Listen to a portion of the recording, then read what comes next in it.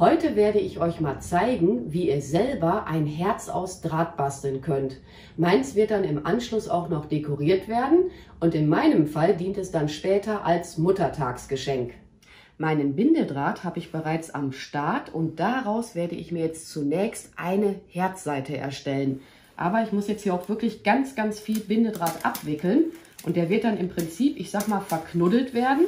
Und im Laufe des Prozesses forme ich mir halt eine Herzseite damit aus. Den könnt ihr jetzt hier wirklich ganz wild erstmal abwickeln und dann während des Abwickelns, wenn ihr schon zu viel auf dem Arbeitstisch liegen haben solltet, einfach schon mal anfangen zerknuddeln. Boah, ich glaube, ich war hier gerade aus dem Bild. Ne, wirklich so kreuz und quer zerknuddeln und schon mal anfangen, so eine Herzseite auszuformen. Also das ist ja eigentlich ganz easy. Normalerweise hat man das auch relativ flott fertig, aber es sei jetzt nochmal erwähnt, man braucht dafür wirklich eine Menge Draht. Ich hoffe, dass dieser Draht hier letzten Endes auch ausreichen wird. Oder man bastelt sowas in kleiner, ne? Dann braucht man letzten Endes nicht so viel Draht. Aber ich hätte zur Not auch noch Bindedraht am Start, so ist es jetzt nicht. Ich habe jetzt auch extra den hier genommen, weil ich wollte den auch mal loswerden. Der wickelt sich nämlich teilweise mehr schlecht als recht ab. Normalerweise verwende ich immer lieber Draht hier auf dem Holz. Das geht immer einfacher, aber ist ja egal. Was ich jetzt auch gerade überlege, wenn der Draht jetzt in meinem Fall oder im schlimmsten Fall mal nicht ausreichen sollte, ob ich dann einfach eine Seite in einer anderen Farbe mache. Aber naja, das ist jetzt ein bisschen Risiko, weil ich von der Farbe oder von der silbrigen Farbe nicht mehr so viel habe. Ach, egal. No risk, no fun. Ich mache das jetzt ja einfach mal mit dem.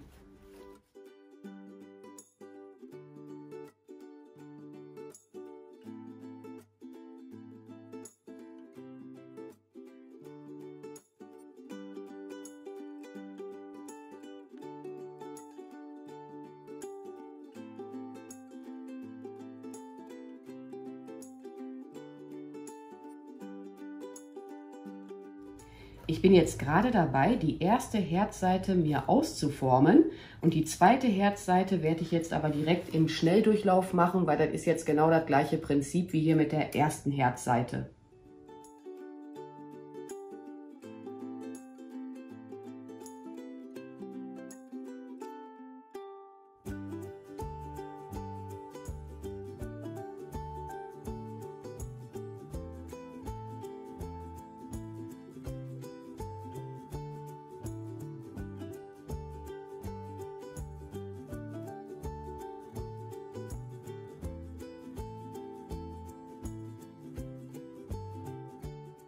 Die zweite Herzseite habe ich jetzt auch soweit fertig. Den Bindedraht jetzt allerdings auch noch nicht abschneiden.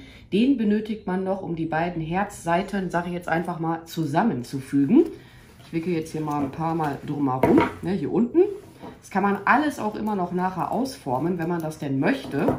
Ja, man kann es ein bisschen knicken, je nachdem, ne, wie ihr das halt leiden mögt.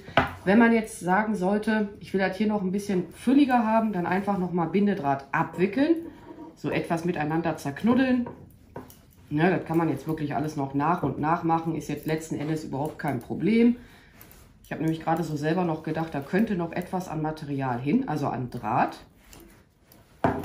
Immer mal überprüfen. Das hier verzwirbel ich jetzt schon miteinander. Also das geht ja jetzt noch so auseinander. Oder ich zeige es mal anders. So geht es ja noch auseinander. Verfremel mir das hier so in sich. Das muss ja nachher auch gut halten. Schauen. Ja, ein bisschen können wir noch. Und dann wickel ich aber mit meinem Bindedraht auch noch mal komplett um das Herz drumherum. Aber jetzt nur noch so locker flockig, weil ich will das jetzt hier nicht so stramm mit dem Bindedraht gleich umwickelt haben. Ja, und in der Zwischenzeit musste ich auch einen anderen Bindedraht noch mal neu dran machen, beziehungsweise ich habe den Anfang von diesem Draht hier einfach irgendwo hineingesteckt und dann habe ich ja halt weitergearbeitet. So, mal eben schauen. Ja, macht schon einen stabilen Eindruck. Aber trotz alledem gehe ich hier sicherheitshalber mal so grob drumherum. Jetzt nicht mehr so wirklich oft. Das reicht dann jetzt auch schon. Na, wird es hier wohl abgehen? An dieser Stelle, da könnte ich jetzt auch noch ein bisschen Material gebrauchen. Eben abfriemeln, verfriemeln, verwursteln, wie auch immer. So, mal eben gucken. Immer mal so ausformen, wie ihr das halt, ja, ich sag mal, leiden mögt. Jetzt wickel ich hier unten noch ein paar Mal drumherum.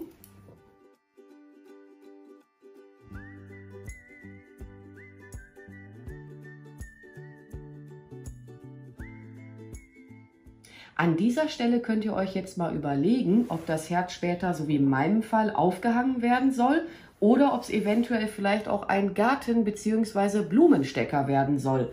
Wenn es jetzt ein Gartenstecker werden soll, dann würde ich jetzt hier so einen Stab nehmen, etwas hier mal so justieren, ne, zurechtbiegen.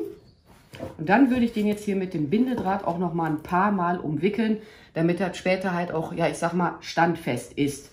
Aber in meinem Fall wird das jetzt gleich aufgehangen werden. Von daher brauche ich den jetzt nicht. So, den packen wir mal beiseite. Jetzt überprüfe ich das Ganze nochmal, ob ich persönlich jetzt damit soweit zufrieden bin, bevor ich den Bindedraht abschneide. Was ich nachher noch separat einbauen werde, ist dann einfacher zum Befestigen. Ich werde hier wahrscheinlich noch eine Schnur einarbeiten, weil ich jetzt nicht weiß, also da, wo das Herz hin geschenkt werden wird, ob die das an einem Nagel direkt aufhängen werden oder ob es dann ein bisschen hinunterhängen soll. Von daher werde ich dann nachher etwas Naturschnur sicherheitshalber wahrscheinlich mit dran machen. Ich weiß es noch nicht. Ja, ich kann ja jetzt auch schlecht anrufen, ne? Und fragen, wie wollt ihr das aufhängen?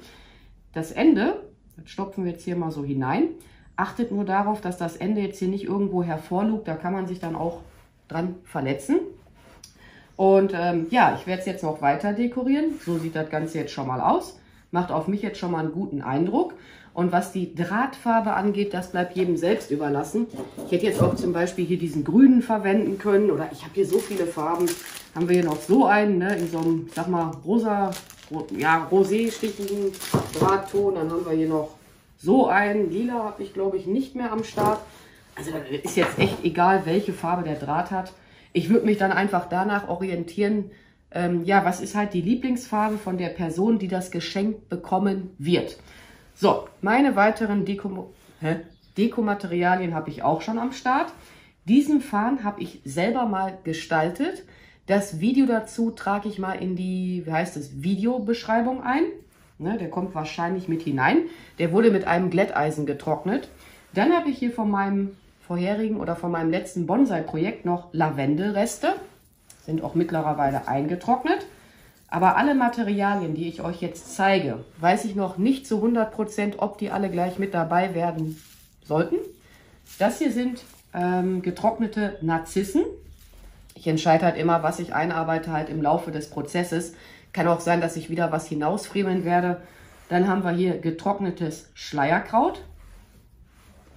Das hier sind auch angesprühte Hortensien. Hatte ich mal mit Pink und mit etwas Silberspray eingesprüht. Das habe ich vorhin bei uns auf der Einfahrt gefunden. Das ist irgend so ein Puschel von irgendeinem Ziergras. Lampenputzergras glaube ich jetzt nicht. Die sehen, glaube ich, noch mal ein bisschen anders aus. Und dann haben wir hier noch, last but not least, einen Schmetterling.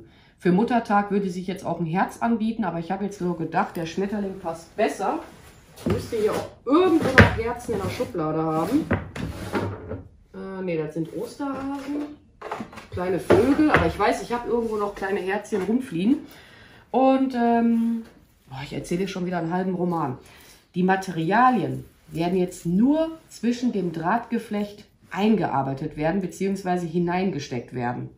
Einfach, ich sage jetzt mal, frei Schnauze einarbeiten, wie ihr das halt leiden mögt. Ne, jeder Geschmack ist ja auch letzten Endes anders. Auch so was die Farben angeht.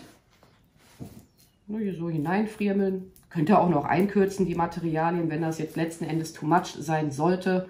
Oder hier beim Lavendel kann man auch einfach abknicken.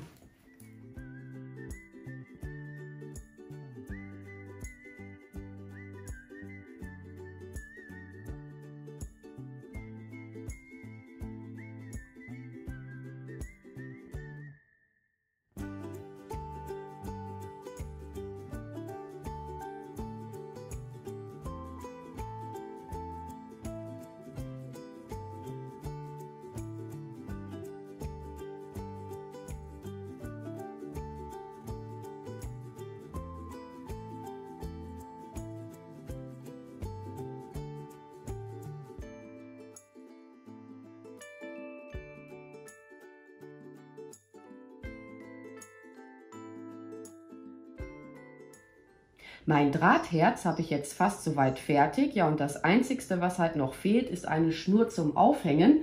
Ich habe mich jetzt für diese Farbe entschieden. Ursprünglich hatte ich vorgehabt, mit einem Naturton zu arbeiten. Aber irgendwie sagt mir mein Gefühl, ich sollte lieber diese Farbe verwenden. Und das ist jetzt auch eine Schnur. Da ist innerhalb von diesem, ich glaube, das ist Bast, noch ein Draht mit eingearbeitet. Ja, und dann habe ich aber auch diesen, wie heißt es, Faden hier doch wieder hinausgefriemelt, weil optisch, ich weiß nicht, war nicht so meins, ne? Vielleicht hat es ja dem einen oder anderen gefallen, aber mir jetzt überhaupt nicht. So, wo habe ich denn jetzt meine Schere? Das ist jetzt auch eine ganz, ganz alte Schnur. Die habe ich schon für so viele Projekte verwendet und habe das dann immer wieder abgewickelt. So, drehen wir dich mal um. Fremeln wir mal hier so dazwischen entlang. Muss ja auch nachher alles halten. Ich meine, man kann das jetzt natürlich auch ohne diese Schnur machen, wenn es halt direkt an einem Nagel aufgehangen werden wird. Aber das weiß ich ja jetzt nicht. Ich lasse auch mal etwas Reserve. Mache jetzt hier oben einfach mal einen Knoten hinein.